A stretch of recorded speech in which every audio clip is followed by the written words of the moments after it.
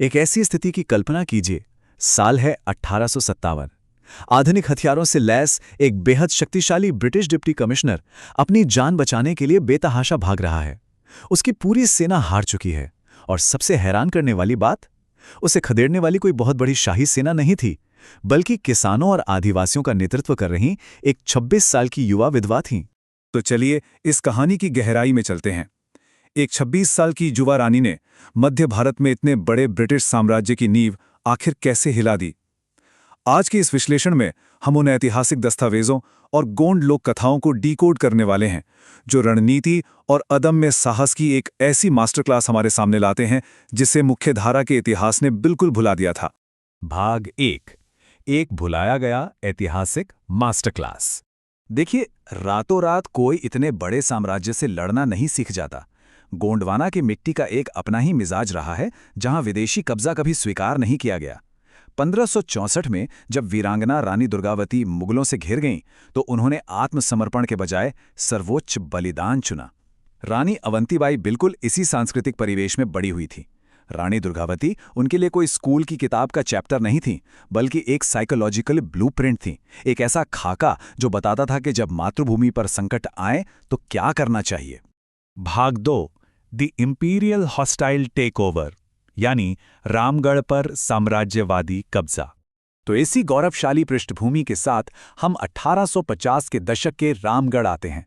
घुड़सवारी और कूटनीति में माहिर रानी अवंतीबाई के पति का निधन हो चुका था और उनके दोनों बेटे अभी नाबालिग थे। ब्रिटिश सरकार ने इस मौके का पूरा फायदा उठाया। लॉर्ड डलहौजी की डॉक्ट्रिन ऑफ लैप्स यानी हड़प नीति का इस्तेमाल करके उन्होंने रामगढ़ को कोर्ट ऑफ वॉर्ड्स घोषित कर दिया। अगर इसको आज की भाषा में समझे ना, तो ये किसी हॉस्टाइल कॉर्पोरेट टेकओवर जैसा ही था। अंग्रेजों ने उनका प्रशासन फ्रीज कर दिया, लेकिन रानी चुप नहीं बैठी।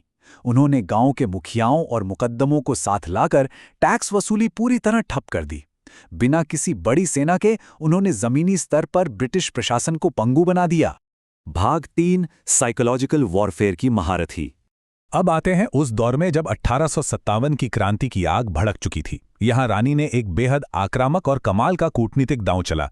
उन्होंने आसपास के राजाओं को अपने पत्रों के साथ कांच की चूड़ियों की पुड़ियां भेजी, और संदेश क्या था? या तो मातृभूमि के लिए तलवार उठाओ या फिर ये चूड़ियां पहनकर घर में बैठो। एक घोर पितृसत्तात्मक समाज में जहां पुरुष का अहंकार ही सब कुछ होता था, वहां उनका ये कदम एक ऐसा मनोवैज्ञानिक जाल था जिसने उन राजाओं का स्वाभिमान झकझोर कर रख दिया। अब उनके पास क्रांति का हिस्सा बनने के अलावा कोई विकल्प नहीं बचा था। और इस जोरदार मनोवैज्ञानिक युद्ध का नतीजा सच में चौंका देने वाला था। देखते ही देखते 4000 लोगों की एक फौज खड़ी हो गई। ये कोई पेशेवर शाही सेना नहीं थी, बल्कि इसमें गांव के किसान और आदिवासी शामिल थे। उस एक तीखे संदेश ने रातों रात पूरे मध्य भारत में क्रांति की ऐसी लहर दौड़ा दी कि अंग्रेजों की नींद उड़ गई। भाग 4, खैरी का युद्ध और एक ऐतिहासिक जीत। ये 4000 लोगों की जमीनी फौज हमें नवंबर 1857 के खैरी के मैदान में ले जाती है। ब्रिटिश डिप्टी कमिश्नर वॉडिंगटन अपनी पूरी आधुनिक सेना और तोपों के साथ आगे बढ़ा। उसका आत्मविश्वास आसमान पर था, लेकिन उसे ये नहीं पता था कि वो एक भौगोलिक जाल में घुस चुका है। रानी की सेना ने इलाके के अपने गहरे भौगोलिक ज्ञान का इस्तेमाल किया। उन्होंने अचानक घात लगाकर जो छापामार हमले किए, उसने अंग्रेजों की लाइन फॉर्मेशन को पूरी तरह तोड़ दिया।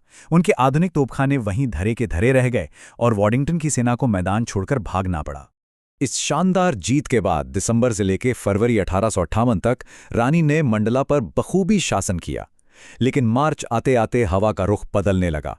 ब्रिटिश सेना एक भारी कुमुक के साथ वापस आई, और सबसे बड़ा धोखा मिला रीवा के राजा से, जिन्होंने रानी का साथ देने के बजाय अंग्रेजों से हाथ मिला लिया।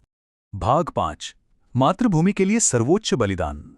अब यहां से ये कहानी एक बेहद गंभीर और दर्दनाक मोड़ लेती है। बदले की आग में अंधी हो चुकी ब्रिटिश सेना ने रामगढ़ शहर को पूरी तरह जला दिया। रानी को देवहारगढ़ के घने जंगलों में छापामार युद्ध करने के लिए मजबूर होना पड़ा। अंततः सूखी तलैया के पास वो चारों तरफ से घिर गईं। बचने का कोई रास्ता नहीं था, और तब वही साइकोलॉजिकल ब्लूप्रिंट सामने आया जिसकी चर्चा हमने शुरू में की थी। अपनी आदर्श रानी दुर्गावती की तरह ही इस 26 साल की योद्धा ने तय किया कि जीते जी कोई दुश्मन उनके शरीर को हाथ नहीं लगा पाएगा। उन्होंने अपनी ही तलवार से मातृभूमि के लिए अपना सर्वोच्च बलिदान दे दिया।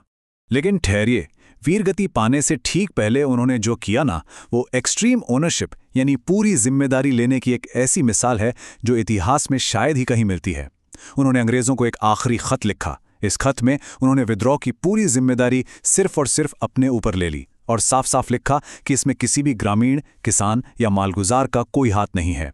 मौत के मुहाने पर खड़े होकर भी उन्होंने सारा दोष अपने सर ले लिया, सिर्फ इसलिए ताकि हजारों मासूम लोग अंग्रेजों के हिंसक प्रतिशोध और अमानवीय यातनाओं से बच सकें। भाग 6 लोक कथाओं में जीवित रही रानी। सत्ता के इतिहास में हमेशा वही लिखा जाता है जो साम्राज्य के अनुकूल हो, इसीलिए मुख्यधारा की किताबों से उन्हें लगभग मिटा ही दिया गया था। तो फिर सवाल ये है कि आखिर उनकी कहानी आज तक बची कैसे? जवाब छिपा है गोंड लोकगीतों में। जब लिखित इतिहास ने उन्हें मिटाने की कोशिश की तो स्थानीय जनजातियों और आम लोगों ने अपनी मौखिक परंपराओं से उन्हें जिंदा रखा। बिना किसी सरकारी मदद के पीढ़ी दर पीढ़ी लोग आग के चारों ओर बैठकर उनके शौर्य के गीत गाते रहे। ये लोक कथाएं ही इस ऐतिहासिक सच्चाई को बचाने वाली सबसे मजबूत और अंतिम कड़ी बनी। इसे हम इतिहास का लोकतंत्रीकरण कह सकते हैं। इन लोक गीतों से निकलकर आधुनिक राजनीतिक लामबंदी और क्षेत्रीय समुदायों के लगातार प्रयासों से ही ये गौरवशाली कहानी वापस मुख्यधारा तक पहुंच पाई। ये ध्यान देने वाली बात है कि कैसे हाशिए पर मौजूद आवाजें अपनी जगह खुद बनाती हैं। और ये सफर सच में बहुत प्रेरक है। देखिए कि कैसे 1.5 सदी से अधिक समय के बाद उनकी स्मृतियों ने हमारे आधुनिक परिदृश्य पर दोबारा अपनी मजबूत जगह बना ली। 1988 और 2001 में उन पर डाक टिकट जारी हुए, 2012 में उन्हें राष्ट्रीय पाठ्यपुस्तकों में जगह मिली और अब 2024 में सागर में उनके नाम पर एक विश्वविद्यालय स्थापित हुआ है। ये इस बात का ठोस सबूत है कि कोई भी दमनकारी शक्ति सच्ची विरासत को कभी मिटा नहीं सकती। इस विश्लेषण का अंत हम एक बेचैन करने वाले विचार के साथ करना चाहेंगे। अगर पीढ़ियों तक वो गौंड लोकगीत नहीं गाए गए होते तो शायद रानी अवंतीबाई का नाम वक्त के अंधेरे में हमेशा के लिए खो गया होता। तो जरा सोचिए, हमारे देश के इन घने जंगलों और ऊंची पहाड़ियों में ऐसे और कितने महान नायक छिपे हैं जिनकी कहानियां हमेशा के लिए खो गईं, सिर्फ इसलिए क्योंकि किसी ने उनके गीत नहीं गाए।